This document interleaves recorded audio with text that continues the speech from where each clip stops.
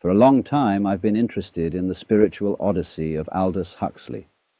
Beginning, I suppose, about 1938, Aldous Huxley underwent what some people felt to be a catastrophic change in his literary career, to a large extent probably under the influence of Gerald Heard.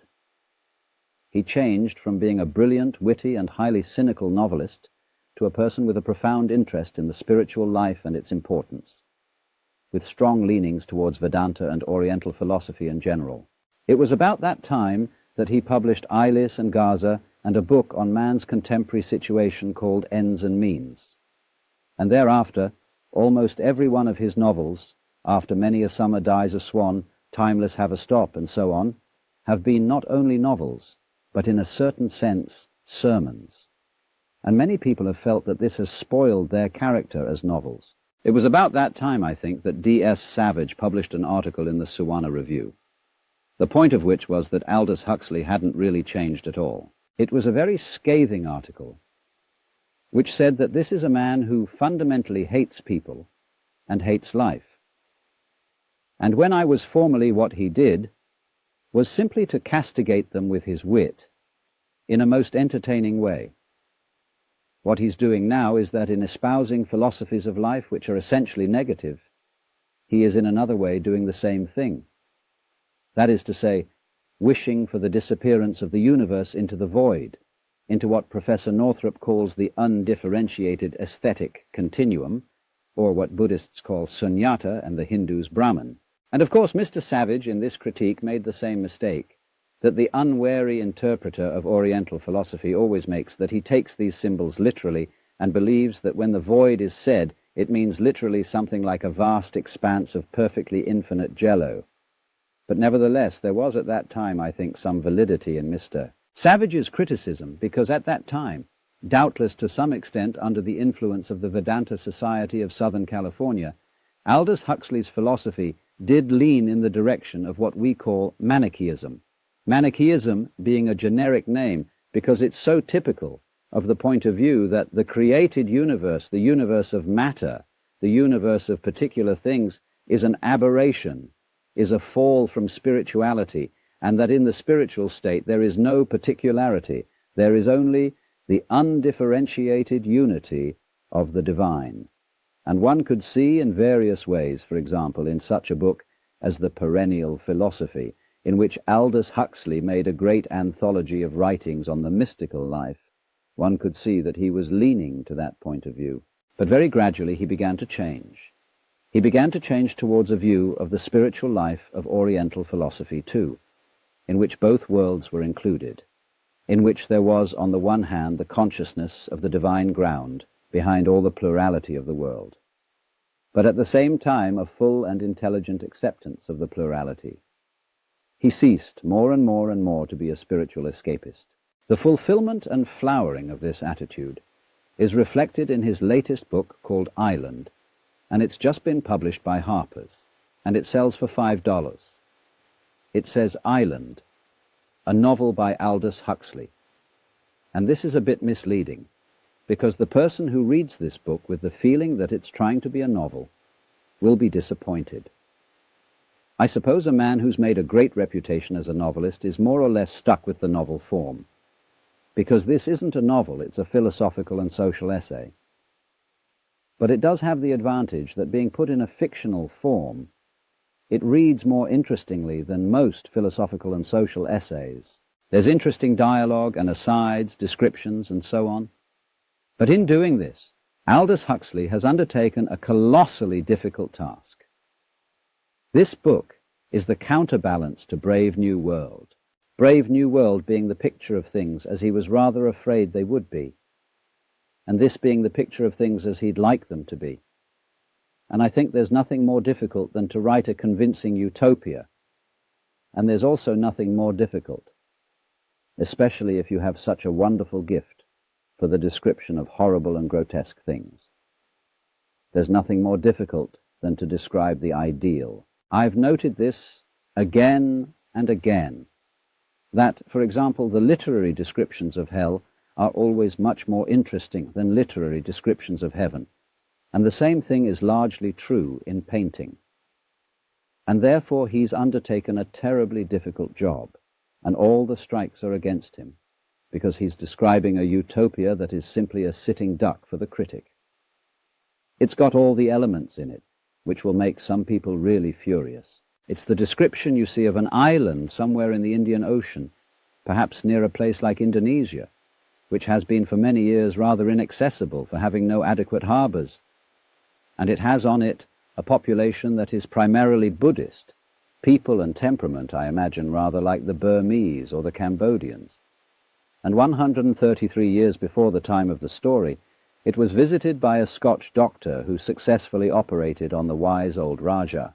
The Scotch doctor and the Rajah together then become fast friends and initiate a program for the social reform of the population, and the population being the sort of people that Cambodians and Burmese and so on were rather easygoing and on the whole very cooperative.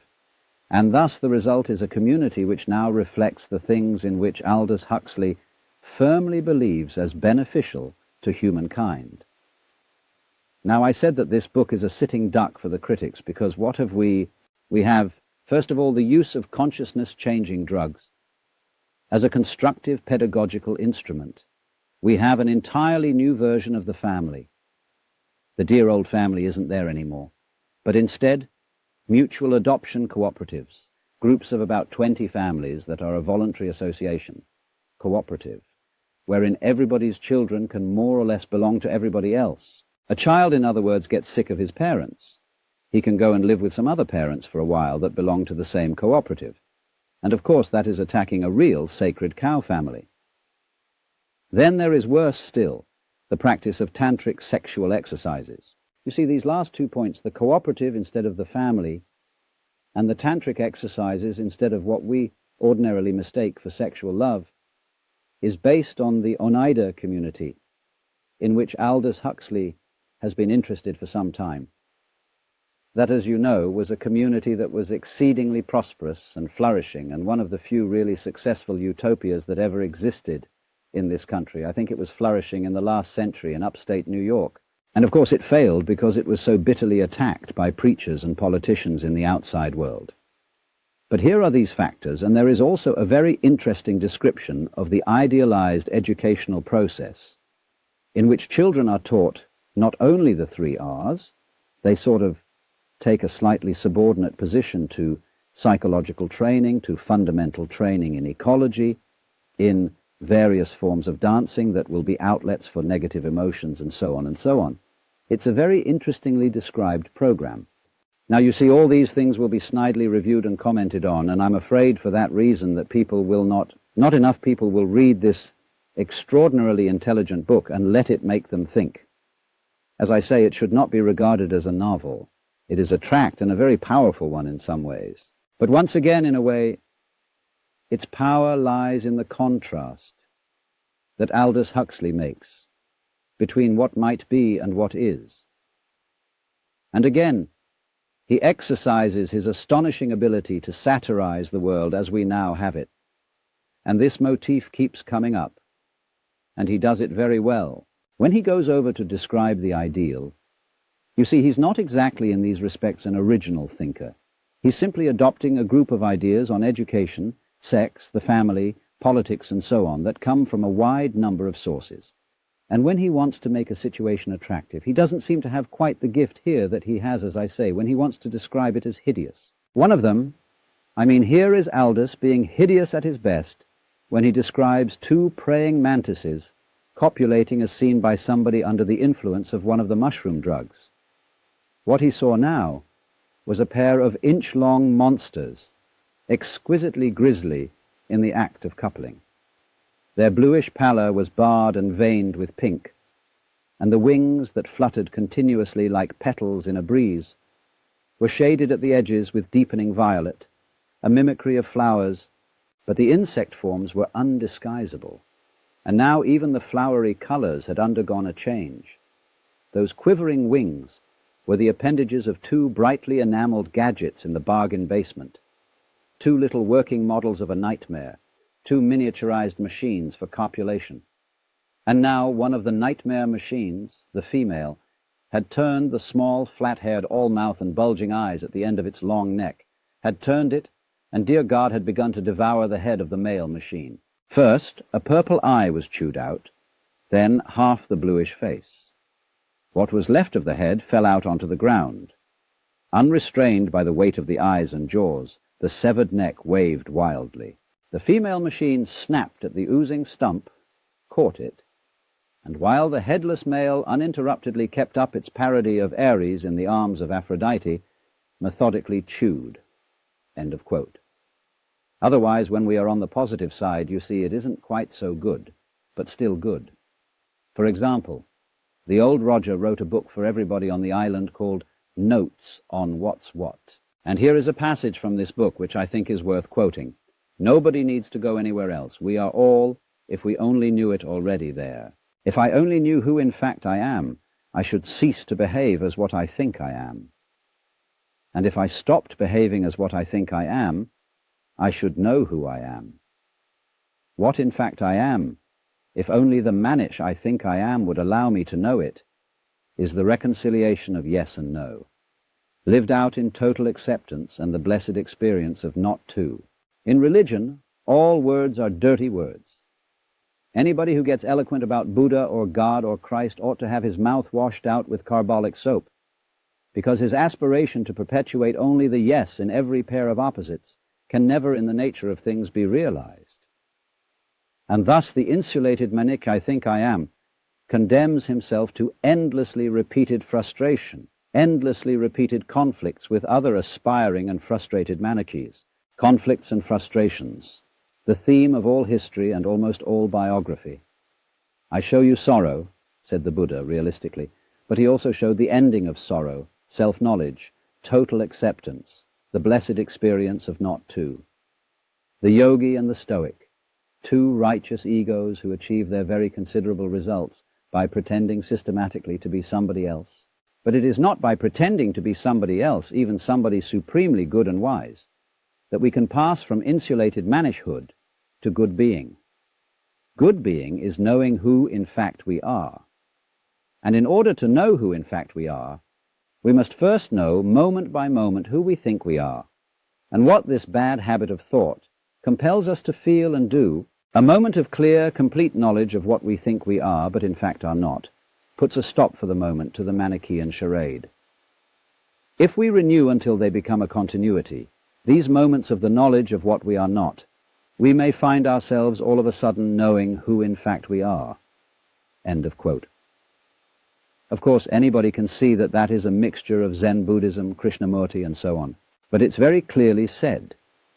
And in the same way, a great deal of the book is sort of long lectures to the hero, or let's say the man who tells the story, in which all these interesting ideas are put out. But the style of talking doesn't change very much with each character, unless, of course, the character is not in the role of one of the preachers. For example, one of the most typical, well, I would say one of the most alive characters in the whole thing is the terrible old Rani, who is a pious fraud and is very convincingly drawn.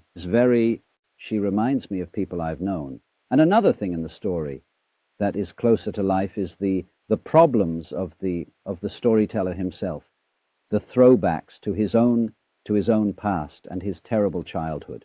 And an interesting account is given of the way a young woman begins to bring him out of his neurosis. Well, all in all, I would say this book represents a kind of culmination of Aldous Huxley's spiritual odyssey. And for that reason, it's very important. It comes as a kind of crown to all the work that he's done. And I see no point in raising objections really about its literary form. The point is what it says. And the fascination of somebody who's come full cycle to accept the two worlds, the world of spirit and the world of everyday life, the world of nirvana and the world of samsara, and has accepted both worlds, has really come to the insight, which is, say, at the root of Mahayana Buddhism and Hinduism, that the visible material world that we see is not different from the divine world. Look at the same appearances before your eyes. From one point of view, they're separated and in conflict. Look at that self-same scene from another way, and all the things that you formerly called divisions become unities. It looks the same, but it is interpreted and understood quite differently. The two worlds don't conflict with each other. They harmonize.